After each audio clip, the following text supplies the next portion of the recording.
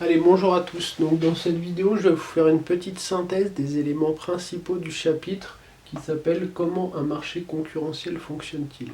Alors ce qu'il faut bien avoir conscience, c'est que cette vidéo, elle ne remplace pas le cours. Elle est juste là pour vous permettre de mieux comprendre certains éléments ou de revenir sur certains éléments et de comprendre les grandes questions du chapitre. Alors, tout d'abord, ce chapitre, il est basé sur une idée, c'est-à-dire que les marchés, c'est-à-dire des lieux réels ou fictifs où s'échangent des biens et des services entre des offreurs et des demandeurs à un certain prix, ces marchés, ils peuvent être modélisés, c'est-à-dire ils peuvent être représentés graphiquement. Ces représentations graphiques, elles vont permettre de comprendre un certain nombre de situations sur les marchés. En fait, ce qu'il faut bien comprendre, c'est que on peut d'un côté représenter une courbe d'offre par exemple, c'est-à-dire que sur à peu près tous les marchés, la situation de la courbe d'offre, c'est à peu près celle-là.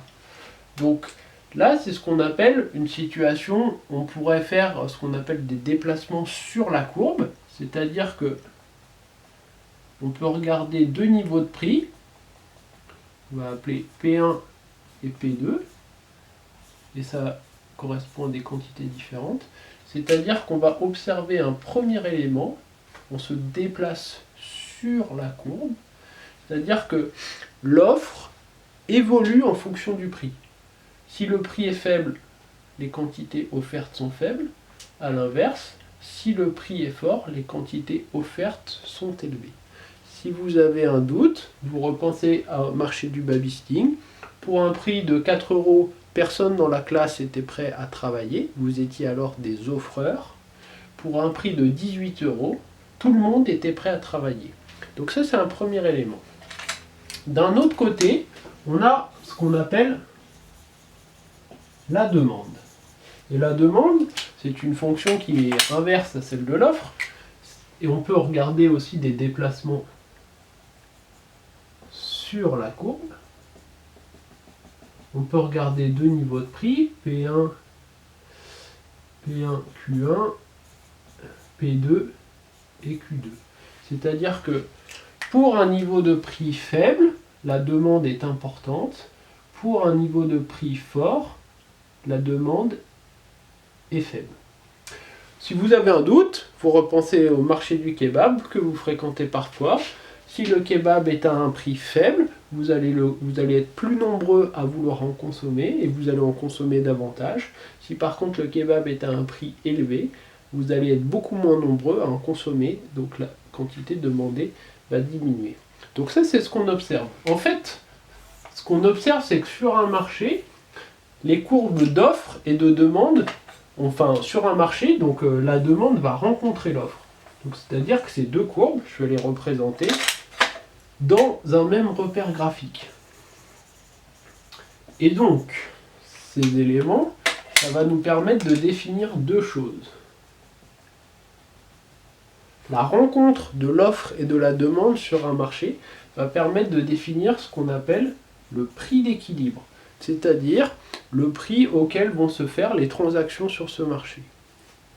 Et ce prix d'équilibre, à ce prix d'équilibre, va correspondre une quantité d'équilibre. Donc ça, c'est un premier élément important à constater. On avait vu en cours deux situations, qu'on ne va pas forcément représenter graphiquement, mais deux situations. Si la demande était supérieure à l'offre, on est dans une situation de pénurie, et du coup il va y avoir ce qui s'appelle un mécanisme de tâtonnement, qui fait que cette situation de pénurie va aboutir par une hausse des prix. A l'inverse, si l'offre est supérieure à la demande, on est dans une situation d'excédent, et donc par le mécanisme du tâtonnement, on va revenir à une situation ordinaire en passant par une baisse des prix. Donc ça, c'est ce qu'on peut observer. À partir de cette représentation graphique, on va pouvoir observer ce qu'on appelle des déplacements de courbes. C'est-à-dire que les courbes des événements extérieurs, comme par exemple des taxes, vont influencer l'équilibre sur le marché. Des taxes, c'est-à-dire on va faire payer plus, soit les demandeurs, soit les offreurs. ou à l'inverse, des subventions, on va faire payer plus, soit les demandeurs, soit les offreurs. On va regarder un petit cas de figure, par exemple. On va regarder le cas d'une situation où on taxerait la demande. Donc on met une taxe sur la demande, par exemple sur les paquets de cigarettes.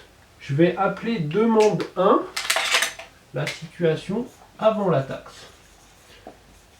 Donc ça, c'est ce qu'on va appeler des situations de déplacement de la courbe.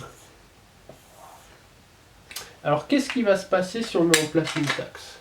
Si on met en place une taxe, la droite de demande va se déporter vers la gauche. Donc, parce que la demande, elle va être moins importante. Je vous laisse regarder, par exemple. Pour un certain niveau de prix, par exemple, ici, on constate que la demande avant la taxe est beaucoup plus importante que la demande après la taxe. Donc ça, c'est un premier élément qu'on peut constater. Donc ça, c'est notre équilibre initial.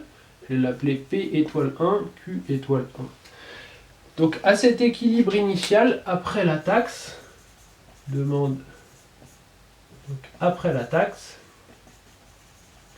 il va y avoir un nouvel équilibre. Ce nouvel équilibre, je l'appelle P étoile 2 et qui correspond à Q étoile 2. Ce qu'il faut bien comprendre, c'est que la taxe va aboutir à une baisse des quantités échangées. Normal, c'est plus cher, donc les gens vont moins en acheter et donc on échange moins de paquets de cigarettes sur ce marché. Ce qu'il faut bien comprendre, c'est que les courbes peuvent bouger à gauche et à droite. L'offre et la demande peuvent bouger à gauche et à droite. S'il y a une taxe qui concerne la demande ou l'offre, la courbe se déplace à gauche. S'il y a une subvention ou tout élément qui permet soit d'acheter plus, soit de produire plus, ça va se déplacer à droite. Ça, c'est un élément important à comprendre. Donc ça, c'est ce qu'on appelle les déplacements de courbe. On a vu ensuite dans ce chapitre qu'on pouvait calculer ce qu'on appelait les surplus. Donc je refais une situation de marché simple. Tac.